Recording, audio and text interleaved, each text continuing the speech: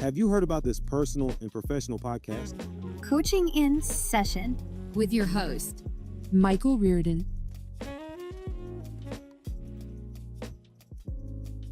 I recall this story of a woman entrepreneur. She was younger and she had a mentor that was a lot older. And this a lot older mentor had all of the things that this young woman wanted: the fame, the money, the success. And she was doing everything and she did quite well. She made her first million dollars, and it's a huge hurdle to get your first million. But once you get your first million, it's like easy cake after that, because now that limit in your mind saying that you want this $1 million has been attained. So now you see it as doable. We're going to get into that in just a moment. But she reached this milestone and then she felt like she hit a plateau. And she went to the mentor and she says, I made $1 million and I hit this plateau. And I want to be successful like you. You have all of this money and all this fame, and yet I'm still this insignificant person. Of course, talking about her significance, of course, we know she's not, but she believed that she was. The mentor gave her some of the best advice ever. She said, sweetheart, baby, you're walking too softly. You have to be loud. You have to get loud. And from that point, her mindset had shifted from someone who was always trying to play it safe, make everyone happy, to someone who was going to be loud, make a name for themselves, and they didn't care who was in front of them. There's a saying: protect the people who are behind you, respect the people who are beside you, and to defeat the enemies that are in front of you. Sometimes when we see people in front of us, we try to make them our friend. But then they say that if you are always trying to make people like you, you're not going to like yourself at some point, because you forget what and who you truly are, what you're capable of. Most people, they give themselves this idea of a lofty goal, right? They want $1 million. Even when my mentor in 2017, he would have, people he would work with, because he's retired at the time. So he's helping young individuals and entrepreneurs and, business people come up in the ranks. Most people, he speaks with, they're like, I want $1 million a year. I want to make $1 million or whatever it be. And he's always laughing because it's always the $1 million mark. Even with me, I thought about $1 million, but then it was like more like 150,000 or 120,000, whatever the number was. It was 80 at the time, but then I had slowly been building myself up to the point where I can say we're in the six figures, in the low six figures. And to that, he was kind of like, oh, I'm trying to make my life as true as possible, versus everyone else is saying you need $1 million. Well, I know that if I want to make some change, if I want to, grow and be a better person, I need to do one important thing. And that is, if I want to be great, I can't tread softly. I have to be loud. And if I can't be loud, I have to figure out how to be loud. And you have to figure out what's holding you back. This is something that many people don't realize. What's holding you back from that $1 million mark to get there, right? It could be poor financial literacy, bad spending habits, not investing in yourself first, and then in this, you could do stock markets, whatever, right? You don't have to do stock market, right? But investing in yourself. When's the last time you invested in yourself? And I'm not talking about a spa day. I'm not talking about getting a BBL or some Botox or, whatever you do to your face or your nails or your body, right? I'm talking about investing yourself in your personal and professional development. When's the last time? Can you even remember? It could be just buying a book. Did you buy a book that you said, I'm going to read this book? And did you read the book that you bought? that you purchased, or is it sitting there collecting dust? You'd even start. And if you haven't started yet, go check out the blog. Just start, because you need to start. So these people who are trying to figure out their life, trying to make a name for themselves, they're not even doing the bare minimum. They are not even doing what they need to do. And they're wondering why they don't have the life that they want. It's crazy to me, but I understand. Because typically, like if you talk to like an accountant, financial advisor, things along those lines, like people who played a lotto, it's like a 1 in 300 million chance that you win, but yet people do. So typically poor people, and I say poor people loosely, but I'm just going to use the word poor people. These individuals will spend maybe $400 a year or something on it. Let's times that money by 10, right? You get the number. Let's times it by 20, you get the number. By 30, you get the number. Imagine if we put that $400 a year in an investment account, and while it compounded for 30 years, that's like winning the lotto there. But yet we would rather get that quick fix. We want to dream. And this is where people who play the lotto, they get the biggest rise. And it's not so much about that they lose so often, it's about that they possibly can win. And in life, we can win. It's not about being possible, it's possible. We see people do it all the time. We know in our mind it is possible to win, but yet we kind of just hold on to this dream of it is possible to do something that's seemingly almost impossible. And yes, people win all the time. But are you that one person in 300 million? Versus there's a 50-50 chance right now that you can be successful. I'm going to tell you how you do it.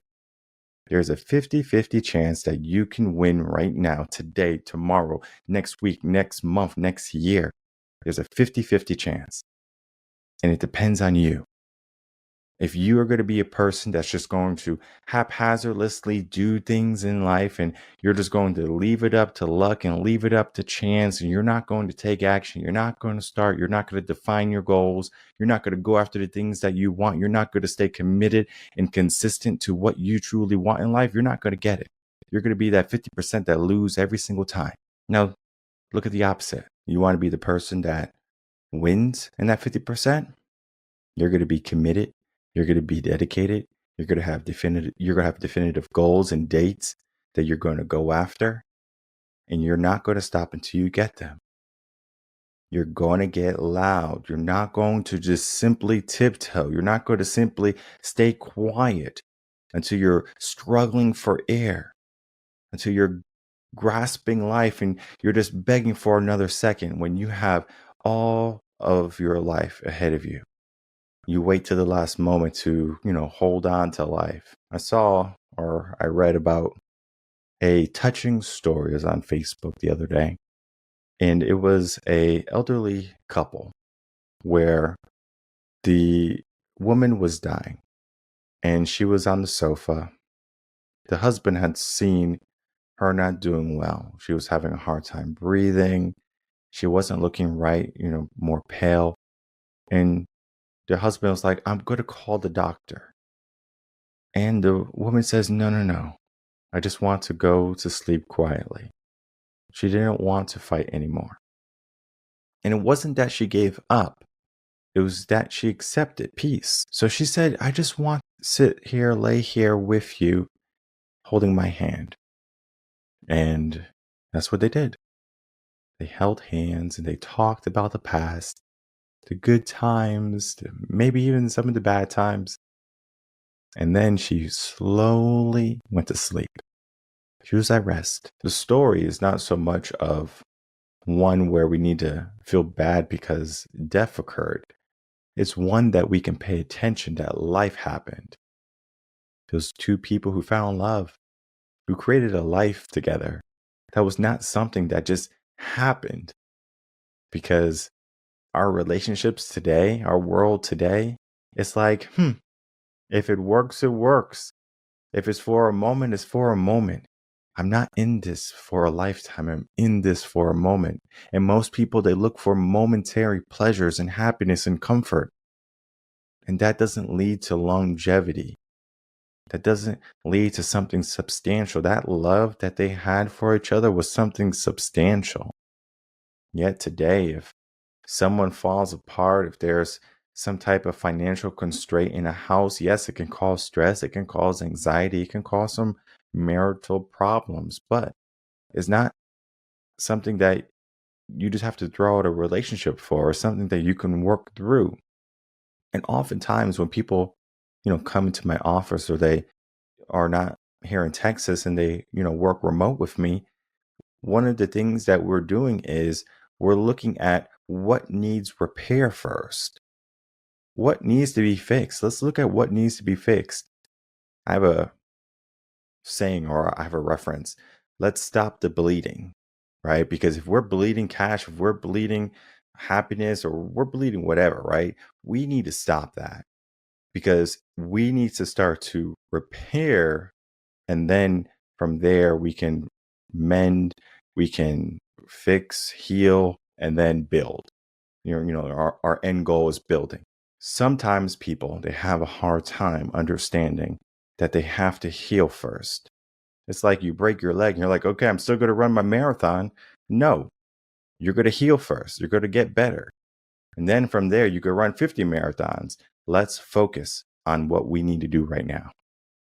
If you are a person that is even mildly successful, and mildly successful, I mean, let's use a ballpark.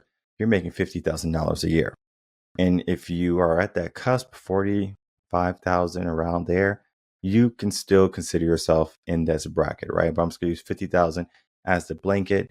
We can use that 50,000 to leverage our growth and our potential. When is the last time you invested in yourself? Truly, when is the last time? Because it doesn't cost a lot to buy a book. Heck, you can go to the YouTube now and you can listen to motivational content. We have Motivation in Motion. We have all of these podcasts, which are free. So you can listen and you can immerse yourself in this content and in the mindset. Every day when you wake up, listen to a motivational saying, a motivational video, a podcast, or whatever. Build yourself up, invest in yourself, and use that time to invest in yourself. I understand it could be tempting to check your social media in the morning. I got to see who liked my photo. I got to see, who is over here doing what on the news. And you're in everyone else's life but your own. I encourage you, if you want to be on social media, cool, do it at a time when your day is done. You have already succeeded in your day. It could be in the evening, maybe. All right. I don't know. But typically in the evenings, you don't even want to do that. So maybe reserve it for like a Friday night with your friends, if you're like one of those people who like to go out. But then again, at the same time, you don't even need social media like that and to be connected with all the drama. Again, I understand the brain's attracted to that. You want to be, of course, aware of what's going on in the world, but you do not want to be so immersed that you become distracted in going after what you should be going after. You have to get loud, but not so much loud in the sense of, I'm going to be a keyboard warrior and I'm going to tell people what I feel about this and I'm going to spend the whole day doing it. Hey, if you want to do that, is there a purpose for that? I know when I do it like on X and on Twitter, Mindset OD is that type of mentality. So I would typically do one day of social media. And then I have a whole team of social media people who do social media for me. So one day I'll spend on social media. And that's when I do Mindset OD. So Mindset OD is the live show, the live transmission that we do on X currently. Instagram, I don't know if I'm going to do it on Instagram. I'm going to post my motivational stuff, my content on Instagram. One of my posts, they didn't get approved because it was too political. It was so interesting because we didn't even necessarily talk about politics. It was more of wishing well to the political party. And it's like, nope, can't have that, because during an election year, Facebook or Meta, they're very strict on what type of content goes out. So I'm not going to use that platform. I'm not going to worry about that platform. That's one less social media thing for me to worry about. So I'm going to worry about what I need to worry about. I'm going to focus on what I need to do, what needs my attention right now, what's going to help me make the loudest and most prominent step forward. I don't know, but what I can tell you is I need to remain consistent. So what I'm doing, if you're doing something and you're making your way and you know you're making your way, good. If you need to add things to elevate it, good. Let's add some things. Get some help, a mentor, a business coach, whatever you need. Keep elevating yourself. For the individuals who are having a hard time with, getting their name out there, of course there's methods. I know there's a lot of people who want to come to podcast and they hope that, oh, we're going to go on the podcast and we're going to get all of your listeners to buy my book and to do things. And I mean, yes, sure. I'm sure they'll buy your book. But at the same time, like, did you give them a reason to buy your book? Because I've been in, front of millions of people on people's platforms, and I'm not necessarily looking for anything. I'm just saying, hey, come check out my website, get some free content. Take it and leave it. This is something for you to enhance yourself. This is not, for me to make a dollar. I understand that there's a financial commitment for certain types of coaching if you want to go that route, but you could read blogs, you could listen to the podcast, you can get the coaching that way. It works. All right. It's just that sometimes I might not be speaking to you because I don't know you. I don't know your situation. So you have to kind of take what I say that is going to be a neutral type of thing that's going to fit many molds, and you have to apply it personally to your life. Okay. Of course, if you need some guidance, some help, you can sign up for a consultation, and that typically is enough. I remember I had one gentleman, this was years ago now. He was trying to figure out a career change, and he had like 3 or 4 different options, and he was telling me all of these different options, and I was like, well, this is what you should do. And he's a hoot, this guy.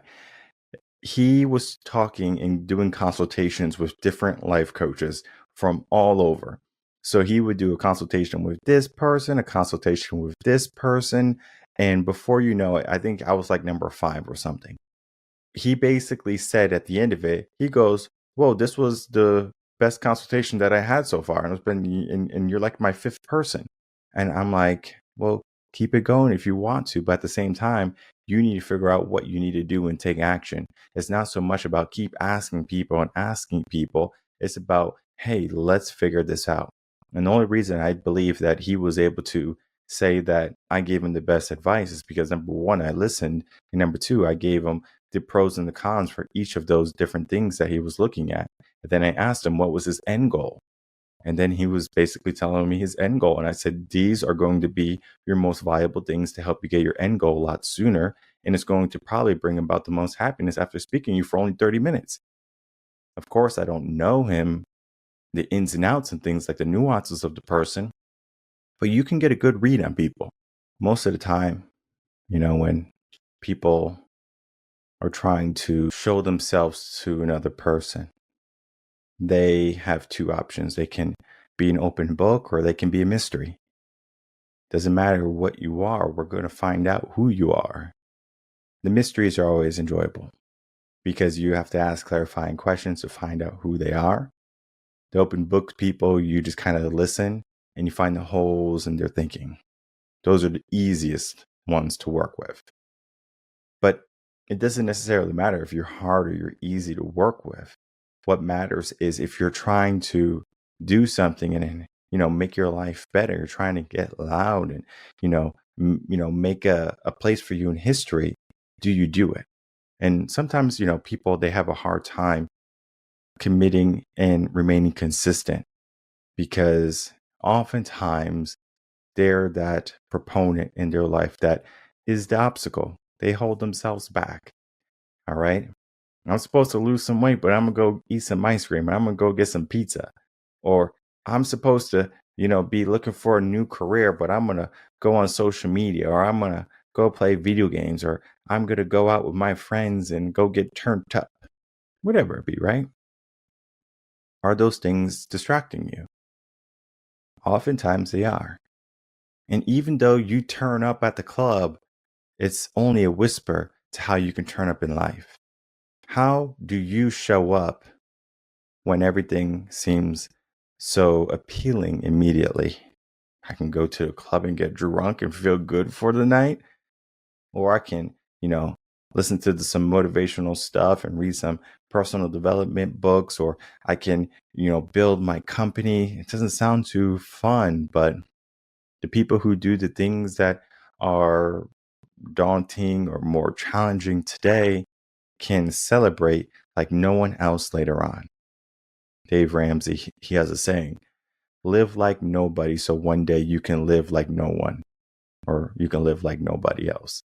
Because a nobody is like someone who's like living in a cardboard box, but he doesn't necessarily mean you live in a cardboard box, but he's basically saying just buy some rice and beans and you eat that. You are frugal and you stay committed to the baby steps. He has baby steps, and you make your way up the financial ladder until you get to like baby step 5 or whatever it is. Then there's another aspect of not so much of we limit ourselves, but we remain hardworking. I'm sure you probably know about the story of like the ants and the grasshopper, right? Most people know about the story. It's a kid's story. I think it's a music video or a kid's video that you probably might have heard or seen or known growing up. The story goes very simple. The grasshopper was all about play. He wanted to play his trumpet or his drums or whatever he was playing.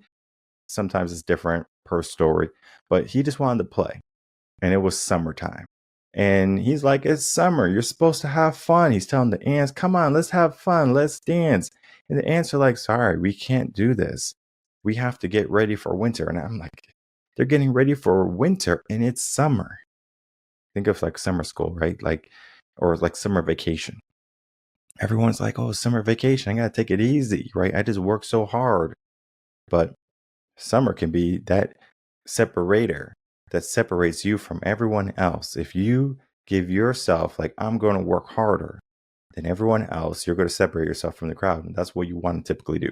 Well, either way, the ants are working and they're working all through summer. And then eventually autumn comes and there's less food for the grasshopper. And the grasshopper is starting to get cold. Then winter comes and the grasshopper's freezing. And he goes to the ants. He goes, ants, like, can you please let me in? It's so cold outside. And the answer was like, well, you didn't work in the summer.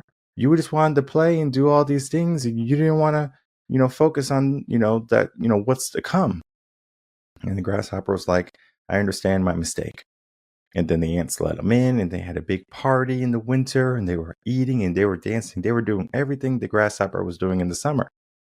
And then comes spring and then comes summer again. Guess who's working? The grasshopper. The grasshopper is working now. He learned that it's not so much about, okay, when it's time to work, and it's a benefit for me to work, maybe for a rainy day coming, right? The winter is coming. I'm sure you probably know, if you ever watched Game of Thrones, winter is coming, right? It's the same concept. We need to get ready for the war. We need to get ready for inclement weather. We need to make sure that we are good. We need to make sure that we are loud when we need to be loud. And then we can be relaxing on a beach in Dubai or wherever you want to be. And we can be as quiet as we want then. We make the noise when we need to make the noise. Even Kobe, he had a training regimen where he would train 3 times a day versus everyone else's 2 times a day. And then when people would come out, Kobe was already warmed up. He already trained. He already practiced. And everyone's like, did you just practice? And like, he's like, yeah, I practiced already. And then, of course, some people will try to follow him and do 3. He goes, well, I'm going to do 4. And it's like, well, you doing 4. Okay, cool. I'm going to do 4 too. He's like, well, you do 4. I'm going to do 5. And then so it was always that competition where people couldn't keep up with him because he was always one-upping them.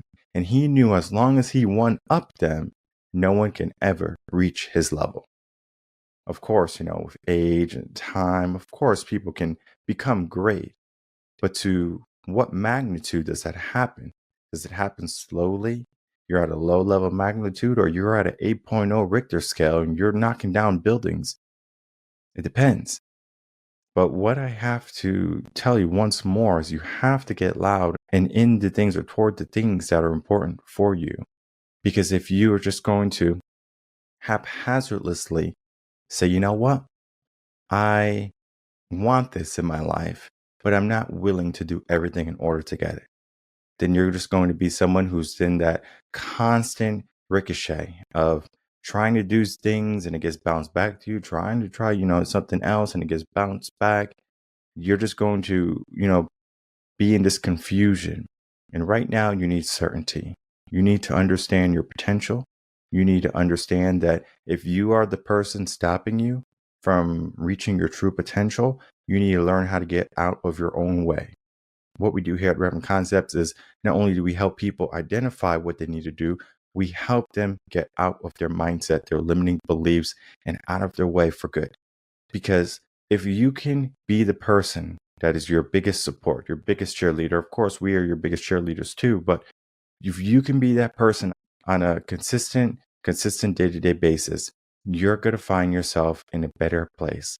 So continue to invest in yourself, continue to listen to the podcast, look at our coaching plans if you need coaching, and then from there, begin the process to get rid of the obstacle, which might be you, and then to stop walking so softly in life, tiptoeing, and get loud to the things that matter the most and are going to create the greatest and the most meaningful impact for you.